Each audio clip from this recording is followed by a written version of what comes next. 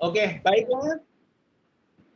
Hari ini kita bergabung lagi pada perkuliahan Psikologi Pendidikan.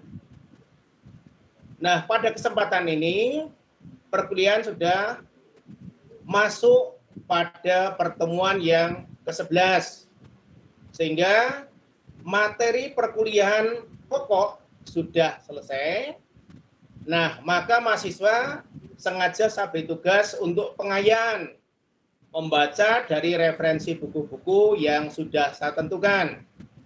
Nah, kali ini topik yang akan dibahas menggunakan pendekatan presentasi diskusi disampaikan oleh kelompok yang bertugas dengan judul apa Mbak Mayada? Konsep evaluasi hasil belajar, Pak. Jadi evaluasi hasil. Judulnya adalah evaluasi hasil belajar. Evaluasi hasil belajar. Baiklah. Nah, karena di sini dengan pendekatan presentasi diskusi, maka ada yaitu pertama berkaitan dengan konsep evaluasi hasil belajar sendiri. Yang kedua berkaitan dengan prinsip-prinsip dasar evaluasi hasil belajar. Dan yang ketiga, bagaimana langkah-langkah evaluasi belajar itu. Dan yang keempat, setelah langkah-langkahnya ini dijelaskan, kemudian bagaimana aplikasinya dalam tataran penilaian hasil belajar dalam pengajaran bahasa Indonesia. Dan yang terakhir, kelima, bagaimana pula teknik pelaporan hasil belajar ini secara aplikasi di lapangan. Nah, untuk itu secara gamblang panjang lebar akan dipaparkan oleh kelompok Mayada dan teman-teman. Untuk itu, kepada Saudara Jul yang ditunjuk sebagai moderator, maka dipersilakan untuk mengatur sirkulasi diskusi sehingga menghasilkan gambaran yang konkret dan jelas bagi semua teman yang bergabung dalam perkuliahan ini. Kepada Saudara Jul, dipersilakan. Monggo.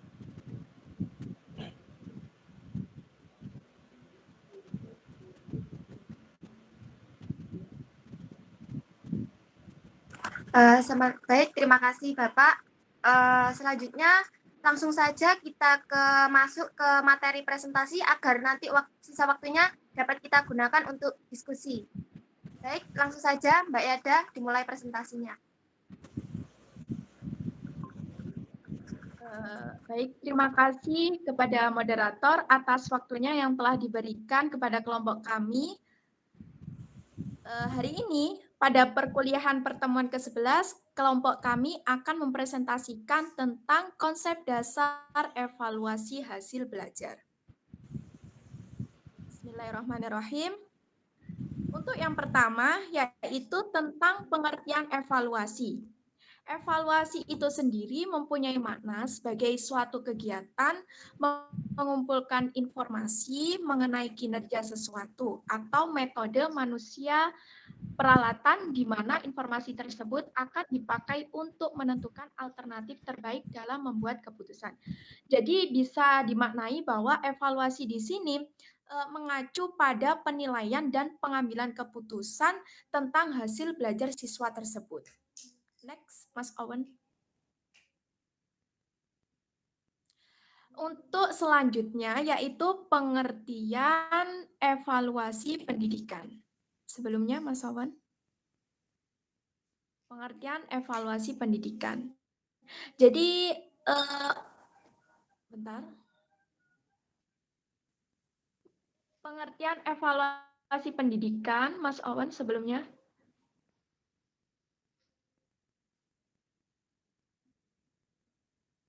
Oke.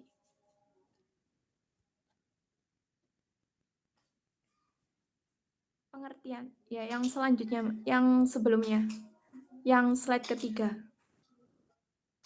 Oke.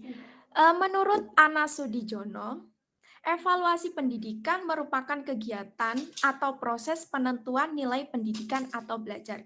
Jadi sebelum evaluasi itu diadakan, tentunya pasti akan diadakan sebuah asesmen atau biasa kita sebut sebuah ujian tulis, di mana dalam asesmen itu merupakan sebuah usaha atau proses mengumpulkan informasi tentang perkembangan dan kemajuan belajar siswa tersebut.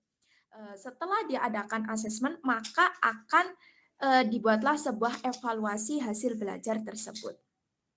Next.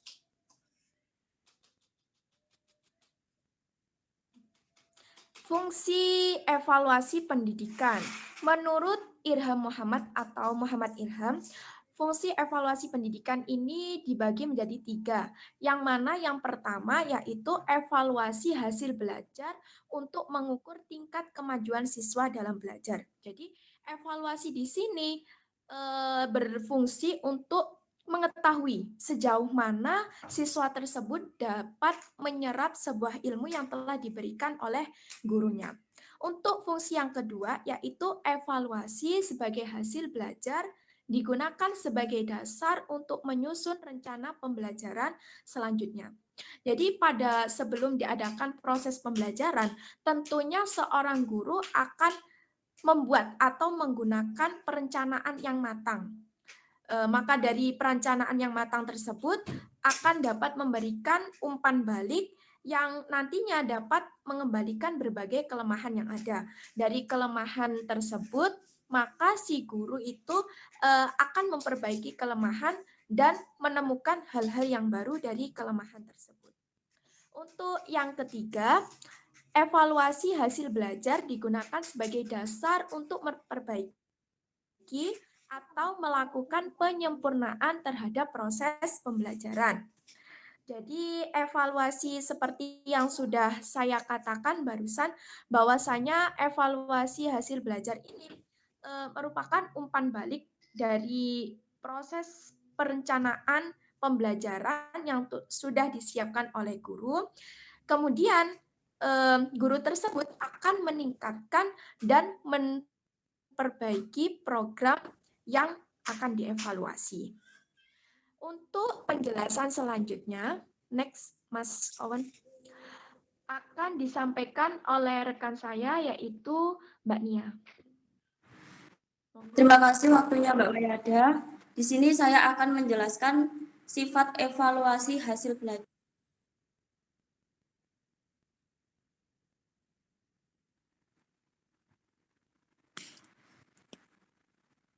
Menurut Sugihartono, evaluasi hasil belajar ini memiliki sifat-sifat yang khas.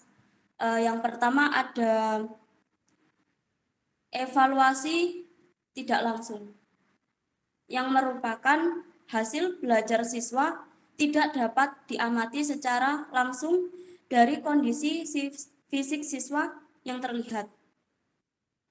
Ada juga evaluasi bersifat kuantitatif, yang merupakan dalam dunia pendidikan dan pembelajaran, mayoritas semuanya adalah hal yang berkaitan dengan sesuatu yang abstrak. Namun demikian, dalam penilaiannya selalu dilakukan dalam bentuk angka ataupun huruf. Ada juga evaluasi yang bersifat relatif atau tidak mutlak, yang merupakan proses pembelajaran dan penilaian pada siswa selalu pada kemungkinan terjadinya perubahan. Contohnya seperti siswa yang tidak selamanya akan memperoleh nilai 9. Oleh sebab itu, evaluasi harus bersifat relatif, yang artinya hasil evaluasi akan selalu berubah. Next, Mas.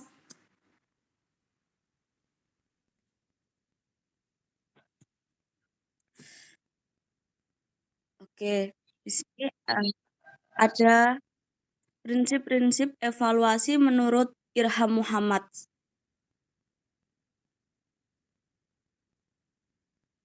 Menurut Irham Muhammad, prinsip-prinsip pelaksanakan evaluasi Ini sangat penting diperhatikan dalam rangka melaksanakan proses evaluasi dengan tujuan untuk mencapai sasaran dari pelaksanaan evaluasi itu sendiri.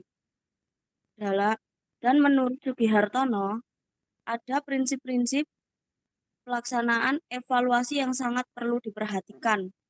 Yang pertama, berkesinambungan, yang merupakan sebuah proses evaluasi harus dilakukan terus-menerus baik secara materi maupun waktu pelaksanaannya. Hal ini bersetujuan memperoleh kepastian dan kemantapan penilaian evaluasi. Dan ada juga evaluasi secara komprehensif, yang merupakan secara bermakna bahwa proses evaluasi ini diharapkan aspek pembelajaran, dan ada juga evaluasi secara objektif,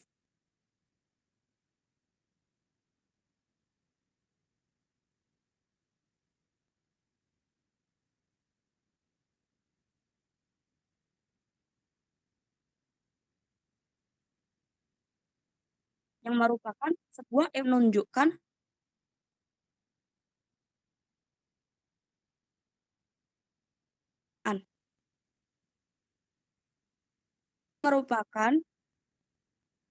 proses evaluasi hasil belajar agar memperoleh hasil yang baik sebenarnya cukup banyak. Next, Mas.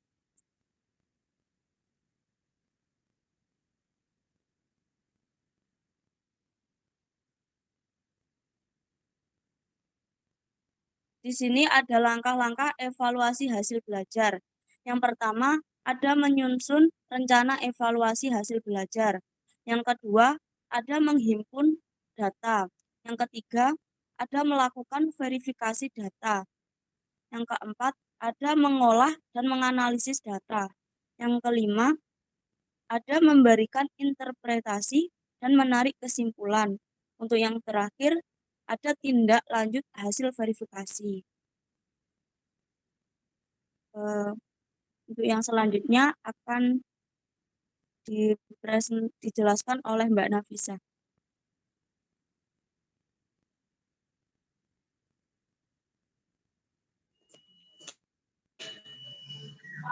Ya, terima kasih Mbak Mia atas penjelasannya. Yang selanjutnya itu adalah aplikasi dalam pembelajaran bahasa Indonesia atau evaluasi keterampilan membaca. Yaitu 7 ya. Yang pertama, membaca dengan lafal dan intonasi yang tepat.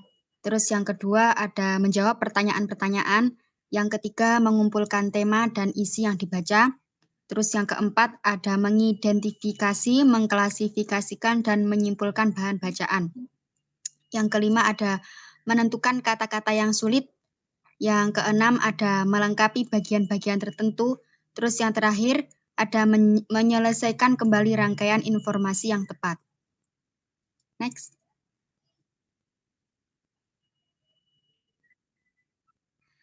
Teknik pelaporan evaluasi hasil belajar, yaitu ada 5. Yang pertama, konsisten dengan pelaksanaan penilaian di sekolah. Terus yang kedua, memuat perincian hasil belajar peserta didik berdasarkan kriteria yang telah ditentukan dan dikaitkan dengan penilaian yang bermanfaat bagi pengembangan peserta didik. Terus yang ketiga, menjamin orang tua akan informasi permasalahan peserta didik dalam belajar. Yang keempat, mengandung berbagai cara dan strategi komunikasi. Dan yang terakhir ada memberikan informasi yang benar dan jelas. Next. Kesimpulan dari PPT ini adalah kegiatan evaluasi ini tentu saja tidak dapat dilakukan tanpa prosedur yang jelas. Ada prinsip-prinsip evaluasi yang sepatutnya diterapkan oleh peserta didik. Tanpa mengikuti prinsip ini, dikhawatirkan nantinya hasil evaluasi tidak akan valid, tidak reliabilitas, tidak objektif instruktif dan tidak praktis untuk menggambarkan kemampuan belajar dalam peserta didik. Terima kasih. Baik, saya kembalikan lagi ke moderator. Monggo, saya persilahkan. Saya menambahkan dulu ya, tolong semua pertanyaan dicatat ya.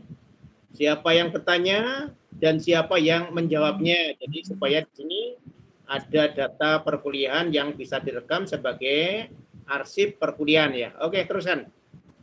Baik, oke. Selanjutnya, nggak ada yang ditanyakan, monggo dari teman-teman.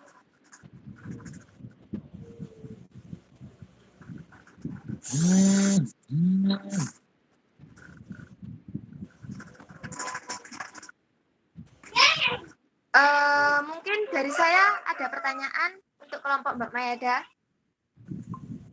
Oh, ya, silakan, Mbak.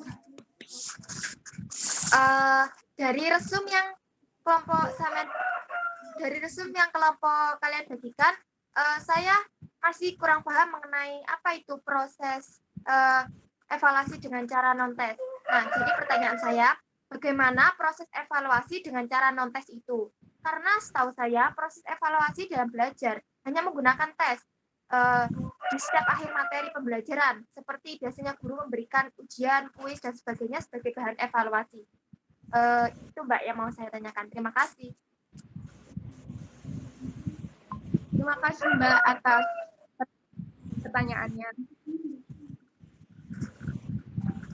Ditampung dulu ya Mbak, nunggu satu pertanyaan lagi dari teman-teman. Oke, Mbak. Saya Mbak Mayada bertanya pada kelompoknya Mbak Mayada. Oke Mbak, silakan. Dari penjelasan kelompoknya Mbak Mayada, saya akan bertanya tentang apakah ada perbedaan metode evaluasi dalam jenjang pendidikan SD, SMP, ataupun SMA. Jika ada, tolong jelaskan dan bagaimana. Terima kasih. Oke Mbak, terima kasih atas pertanyaannya. Mungkin saya bisa langsung jawab pertanyaannya dari Mbak Zulia tadi ya.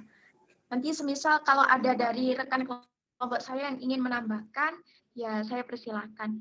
Tadi pertanyaannya Mbak Zulia itu bagaimana proses evaluasi dengan cara non-tes itu? Karena setahu Mbak Zulia, proses evaluasi dalam belajar itu selalu menggunakan tes ya.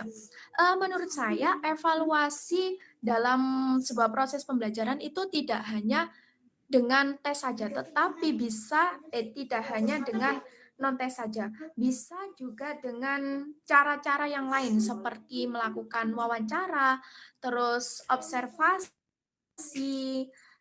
ada juga angket, dokumentasi, dan lain sebagainya.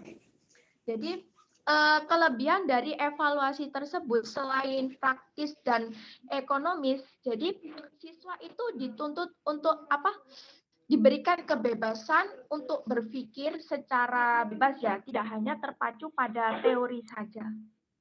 Jadi mungkin seperti itu dari saya. Mungkin dari rekan kelompok saya ingin menambahkan, silahkan.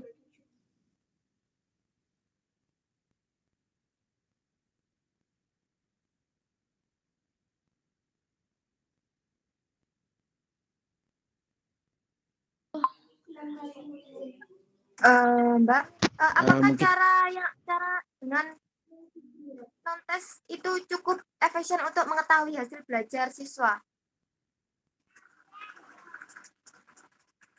Kalau menurut saya itu, apakah cukup efisien ya, Mbak? Ya tergantung sih. Tergantung setiap mata pelajaran yang akan diadakan evaluasi tersebut. Apakah pelajaran tersebut efektif untuk digunakan sebuah evaluasi ataukah tidak? Baik, terima kasih. Sama-sama. Saya akan menambahkan sedikit dari pertanyaan dari jawabannya Mayada untuk pertanyaannya Zulia. Bagaimana proses apakah evaluasi non-tes itu efektif untuk pengajaran para guru? Jawabannya iya, efektif. Karena pertama begini. Dari segi kalau udah dilihat dari sudut pandang siswa, evaluasi non-tes itu tidak memberatkan siswa secara psikologis. Karena rata-rata anak yang sedang diuji, biasanya mereka akan tahu bahwa mereka itu akan diuji. Tapi dengan adanya uji evaluasi non-tes ini, anak-anak secara tidak sadar itu mereka tidak tahu bahwa mereka sedang diuji. Jadi mereka melakukan kegiatan yang biasa mereka lakukan di kelas tanpa terbebani apa yang harus mereka dapatkan atau apa yang harus mereka incar dalam kehidupan mereka. Karena pada dasarnya anak-anak yang diuji dalam suatu ujian itu atau dalam suatu tes biasanya dituntut oleh orang tua mereka untuk mendapatkan nilai-nilai yang bagus agar tidak mengecewakan orang tua mereka. Tapi dengan adanya evaluasi non-tes ini, anak-anak itu bisa lebih bebas untuk diberikan penilaian tentang apa yang mereka dapatkan soal pelajaran yang mereka dapatkan hari ini. Begitu. Oke. Mas Ilham bisa kasih contoh uji non-tes itu seperti apa, Mas?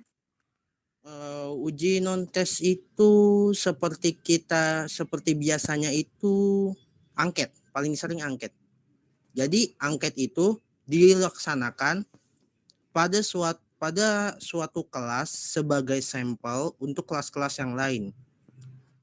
Biasanya angket yang dilakukan ini itu berupa pertanyaan-pertanyaan kecil yang berkenaan dengan aktivitas siswa di sekolah.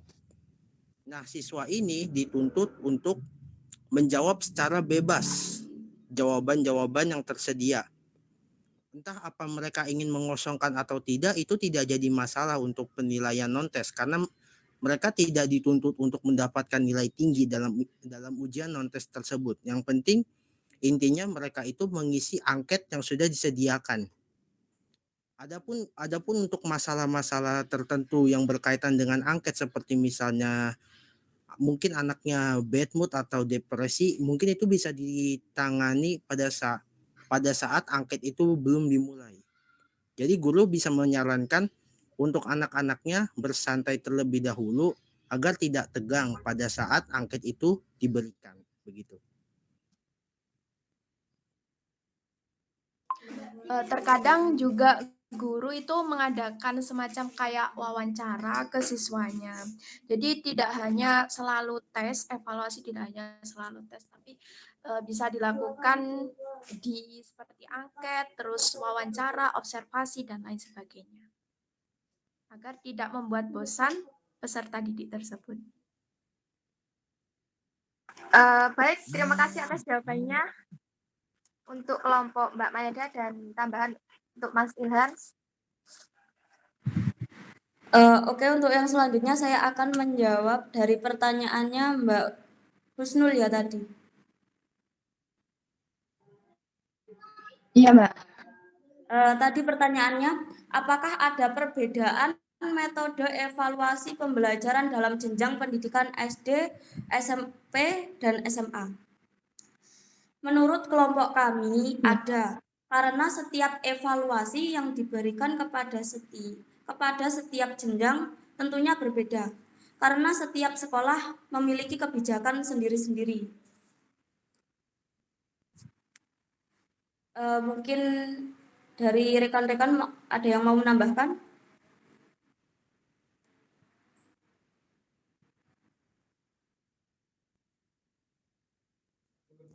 Mungkin saya akan menambahkan sedikit perbedaan-perbedaan hasil evaluasi yang ada di setiap jenjang persekolahan. Dari jenjang SD sampai SMA, yaitu SD, SMP, dan SMA, itu ada perbedaan yang tidak terlalu mendalam mungkin. Yang pertama itu dari posisi anak SD itu mungkin hasil evaluasi yang diberikannya itu tidak terlalu rumit.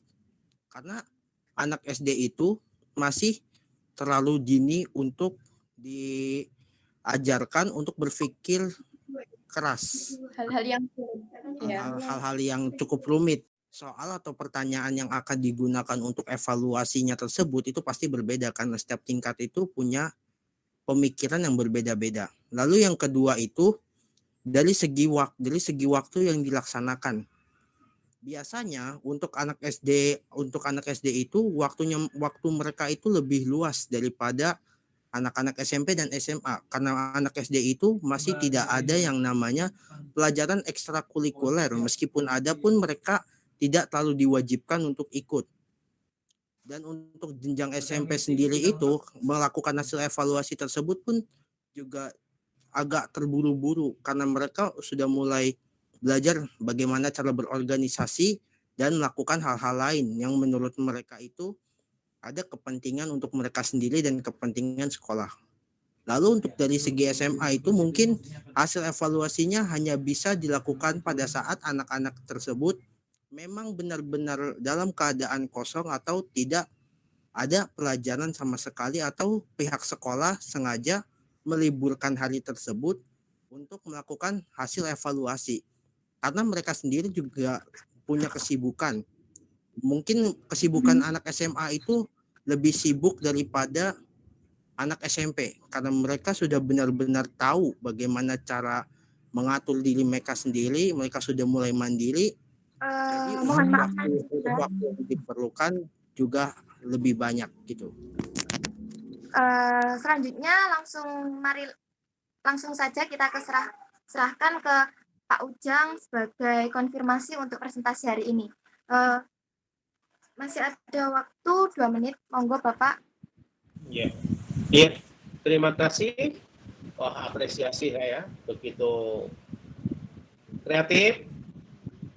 Pemaparannya juga cukup terstruktur bagus. Lalu diskusinya juga cukup interaktif, bagus sekali, apresiasi. Hanya ada 2 catatan yang ingin saya sampaikan berkaitan dengan tadi pertanyaan ya. Apakah tes non-tes itu cukup membantu atau dalam proses evaluasi belajar cukup akurat? Saya pikir non-tes ini justru mendukung secara objektif tes yang formal ya. Contohnya, tadi sudah dijelaskan mungkin dengan pendekatan angket. Observasi, Mayada tadi menambahkan, betul sekali. Sebab apa? Kalau yang tes formal, itu kan diberitahukan seperti Pak Ujang menyampaikan. Bentar lagi UAS lo yo, kamu belajar kan? Membaca buku, membaca referensi, sehingga kalau hasilnya bagus, itu wajar karena belajar. Ya kan? Tetapi itu kan memang dipersiapkan, tapi apa betul objektif? Apa yang Anda hasilkan itu menggambarkan potret Anda. Nah inilah yang akan dikaji melalui tes non-tes. Misalnya, Anda menjawab tentang rukun Islam, rukun iman itu bagus sekali kan? Anda mengatakan, saya sholat 5 waktu dalam sehari semalam. Nah, non-tesnya itu kan nanti kalau jawaban saya betul 100 kan? Tapi untuk menilai 100 itu tidak objektif. Kenapa? Harus dikaitkan dengan masalah betul atau tidak. Sebab harapan dari tes itu adalah potret dari fakta. Maka dengan non-tes itu observasi yang berbicara. Anda mungkin sebagai guru ya, suatu ketika datang ke tetangganya. Apa betul waktu maghrib dia ke masjid? Apa betul dia waktu isya juga sholat? Sehingga apa? Kalau ini semua ditemukan klop, berarti jawaban 100 memang 100. Tapi kalau ternyata sholatnya tidak nampak di masjid atau di rumah pun orang tuanya mengatakan tidak sholat, maka guru secara objektif harus memanfaatkan non-tes ini sebagai bagian dari pendukung bahwa nilainya tidak harus maksimal. Kenapa? Itu teori. Ingat, konsep Bloom bahwa evaluasi itu meliputi 3 ranah, yaitu kognitif, psikomotorik, dan afeksi. Kognitif adalah pengetahuan. Pak Ujang menjelaskan teori, Anda mencatat, Anda mendengarkan, Anda mempelajari. Ujian Anda menjawab sesuai dengan teori yang Pak Ujang jelaskan, itu kognitif. Psikomotorik, aplikasi. Apakah Anda bisa menerapkan? Katakanlah sholat 5 waktu, bagaimana sholat maghrib, bagaimana doanya, bagaimana lafalnya, dan sebagainya. Itu aplikasi psikomotorik, ya kan? Makanya tes sholat juga pada awalnya ada secara lisan. Kenapa? Untuk mengetahui, mendeteksi betul tidak bacaannya. Nah, ketiga adalah tes afeksi. Afeksi berkaitan dengan masalah pemahaman teori dan praktek itu sudah mendarah daging. Jadi sudah menjadi bagian dari style hidup. Karena sadar agamanya Islam, Tuhannya adalah Allah, kewajibannya sholat 5 waktu, maka tidak usah disuruh, tidak usah dilihat, tidak usah diamati. Anda sadar bahwa diamati Allah, makanya setiap waktu datang, maka Anda sholat dengan tertib.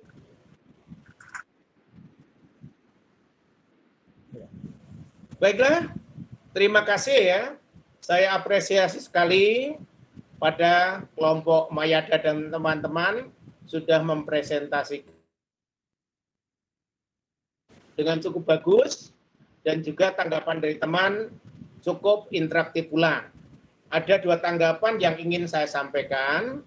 Pertama, berkaitan dengan pertanyaan yang pertama tadi ya. Apakah bentuk tes yang sifatnya non-tes ini cukup akurat? Jawabannya sudah cukup bagus tadi, bagus akurat. Karena justru non-tes ini adalah objektivitas bentuk evaluasi yang tes. Seperti halnya, misalnya, Anda menjawab bahwa sholat 5 waktu itu setiap kali saya lakukan. Nah, di situ jawabannya kan baru jawaban lesan.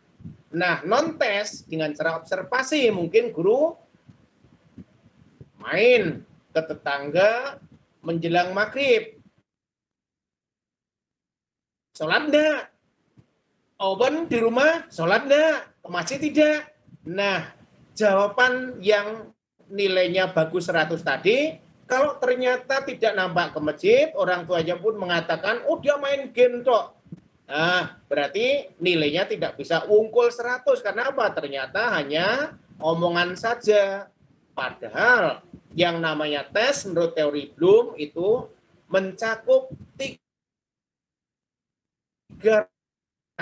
yaitu ranah kognitif, psikomotorik, dan afeksi. Apa itu kognitif? Tes kognitif menyangkut masalah tes yang kaitannya dengan pengetahuan saja. Jadi seperti halnya Pak Ujang mengajar, kemudian Anda mendengarkan, mencatat, kemudian saat ujian kamu belajar lagi dari catatan itu, nilainya bagus 100. Itu tes kognitif. Psikomotorik artinya aplikasi, menerapkan. Anda belajar tentang teori bersolat. Nah, paham caranya sholat seperti ini, caranya berdoa seperti ini, Al-Fatihah seperti ini. Tetapi dalam psikomotorik itu langsung praktek. Bagaimana Anda menjalankan sholat maghrib mulai dari doanya, takbiratul ihram sampai salam. Itu psikomotorik. Lalu tes afeksi, ini berkaitan dengan masalah nilai rasa, bahwa Anda sudah paham secara ilmunya, bisa mempraktekannya, tapi apa sudah sampai kepada style hidup. Style hidup, gaya hidup artinya apa? Sadar bahwa Anda orang Islam, maka sholat sebagai satu bentuk kewajiban tanpa disuruh, Anda pun melakukan sholat. Nah, pertanyaan yang kedua tadi berkaitan dengan apakah tes di tingkat tiap level itu sama? Pada hakikatnya sama ranahnya, yaitu kognitif, psikomotorik, dan afeksi. Tetapi penyajiannya berbeda. Sebab apa? Namanya SD, betul tadi Muhammad mengatakan ya, bahwa kan masih belum bisa berpikir luas, maka ya tesnya bentuknya sederhana, yang mudah dijalankan, kalimatnya pun pendek-pendek. Level SMP lain, SMA lain, perguruan tinggi seperti Anda lain. Jadi yang berbeda adalah masalah format soalnya. Kalau ranahnya sama. Saya pikir itu yang bisa saya sampaikan. Terima kasih Anda telah melakukan kuliah ini dengan cukup membanggakan. Yang presentasi juga cukup bagus terstruktur, yang bertanya juga cukup kritis, sehingga apa? Dijawab dengan cara yang argumentatif pula, sehingga apa? Hasilnya menjadi lebih saling melengkapi. Saya pikir itu yang bisa saya sampaikan. Terima kasih Anda telah kuliah cukup membanggakan hari ini. Mudah-mudahan kuliah yang akan datang akan lebih bagus lagi. Sampai ketemu, selamat sore. Wassalamualaikum warahmatullahi wabarakatuh. Waalaikumsalam. Terima kasih Bapak. Terima kasih. Terima kasih, Bu.